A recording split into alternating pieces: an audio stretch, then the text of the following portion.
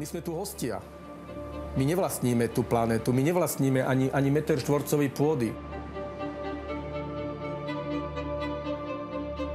Ten Lhotse Char bol pre mňa veľmi dôležitý krok v mojom horolezeckom živote, lebo Messner sa pokúšal o tú stenu Lhotse a nepodarilo sa mu a povedal, že to je problém roku 2000.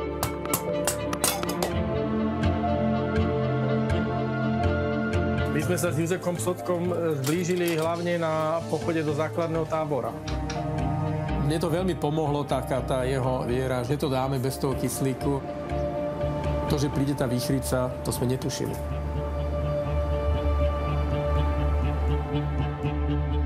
Francúzi sa o to pokúšali, o ten juhozápadný pilier a neúspeli, takže to tak ako rezonovalo, že to je taký nevyriešený problém himalajský. Ja som nemal ani spacák, ani paperovú vetrovku, mal som len jedno jediné lezecké lano, tak som tak odhadol, že za 10 dní by sme to tak mohli otočiť. Problém je v tom, že čím je človek vyššie, tým je ťažšie lezenie.